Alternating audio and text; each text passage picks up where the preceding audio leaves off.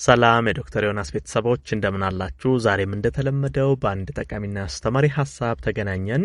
በዛሬ ፕሮግራሜ ከቶንሲል ህመም ጋር በተያያዘ በተለይ ቀላል የቤት ውስጥ መፍትሄዎችን እነግራችኋለሁ። ከዚህ ጉዳይ ጋር ተያይዞ በተደጋጋሚ የምጠይቁኝ ጥያቄዎች አሉ። በተለይ ቶንሲል የሚያስቸግራችሁ ሰዎች ቶንሲል በተደጋጋሚ ይመጣብኛል፣ ምን ላድርግ፣ የቶንሲል ህመም አሰቃየኝ፣ እንደዚህ የሚሉ ሐሳቦች ታነሱልኛላችሁ። ስለዚህ በተለይ ቶንሲል በተደጋጋሚ የሚያማችሁ ሰዎች ቶንሲልን ለማጥፋት ወደ ህክምና ተቋም ሳትሄዱ በተለይ እንዴት አርጋችሁ ቤት ውስጥ ባሉ ነገሮች ቤት ውስጥ በመታደርጓቸው አንዳንድ ነገሮች ከአኗኗር ከአመጋገብ ጋር ተያይዞ እያስተካከላችሁ ቶንሲልን እንዴት ማስወገድ ማጥፋት ማዳን እንደምትችሉ እናያለን ማለት ነው። አብራችሁን ቆዩ። ለቻናሌ አዲስ ከሆናችሁ ሰብስክራይብ አድርጋችሁ ቤተሰብ ሁኑ። ይሄን መረጃም ላይክ ሼር አድርጋችሁ ሌሎችም ጋር እንዲደርስና እንዲማሩበት እንድታደርጉ በክብር እየጠየቅኩ በቀጥታ ወደ ሐሳባችን እንግባ።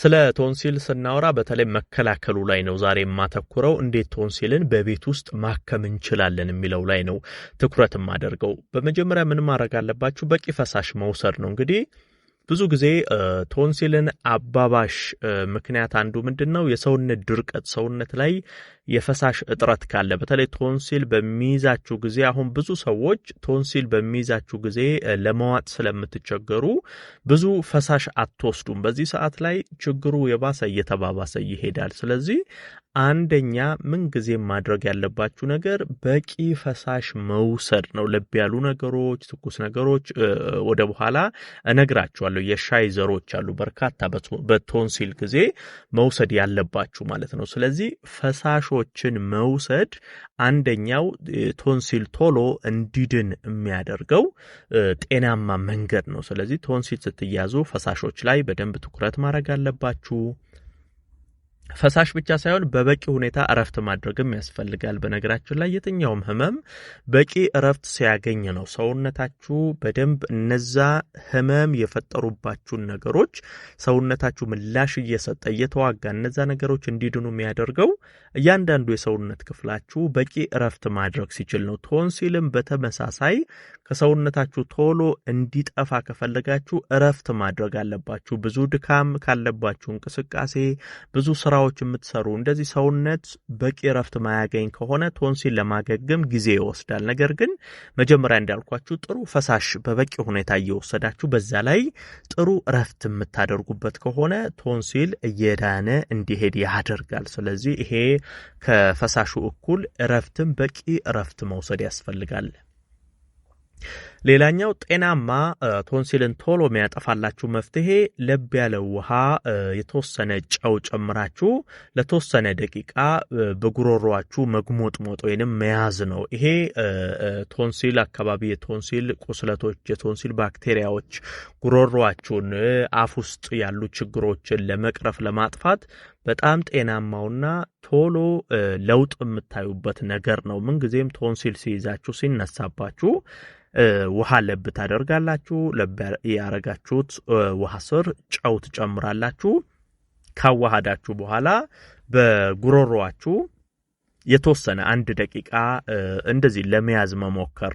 ቀና ብላችሁ ካንገታችሁ ቀና ብላችሁ የተወሰነ እያዛችሁ እየተጉሞጠሞጣችሁ መጥፋት። ይሄንን በተለይ ቶንሲል ሲይዛችሁ በቀን 2-3 ማድረግ ትችላላችሁ። ጠዋት ላይ ማድረግ ትችላላችሁ። ማታ ከመተኛት በፊት ማድረግ፣ ቀን ላይም ከተመቻችሁ እንደዚሁ ማድረግ። ይሄን ነገር ስትደጋግሙ ቶንሲል ቶሎ እየጠፋ እንዲሄድ ያደርጋል። ይሄንንም በቤት ውስጥ ማድረግ የምትችሉት ነው። ሌላ የሻይ ዘሮች ልንገራችሁ።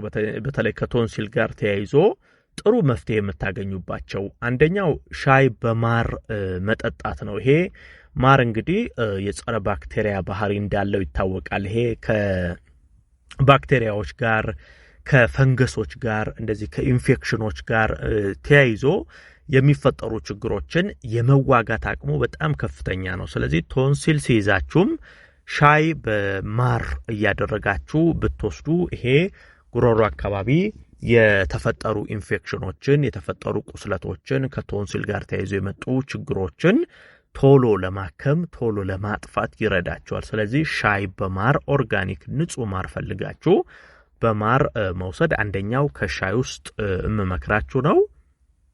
ሌላኛው ዝንጅብል ሻይ ነው። እንግዲህ ልክ እንደ ማር ሁሉ የጸረ ባክቴሪያ ባህሪ ያለው ዝንጅብል ነው። ዝንጅብልም ከኢንፌክሽኖች ጋር ከፈንገስ እንደ ከባክቴሪያ ከእንደዚህ አይነት ነገሮች ጋር ተያይዞ በጣም የመዋጋት ባህሪ ስላለው እነዚህ ነገሮች ቶሎ የማጥፋት አቅም አለው። ስለዚህ የዝንጅብል ሻይ መውሰድ ውሃ እያፈላችሁ ዝንጅብል ከታትፋችሁ እዛ ስር እየጨመራችሁ አፍልታችሁ መውሰድ ይሄ የዝንጅብል ሻይ ልክ እንደ ማር ሻይ ሁሉ በጣም ጥሩ መፍትሄ ይሰጣችኋል።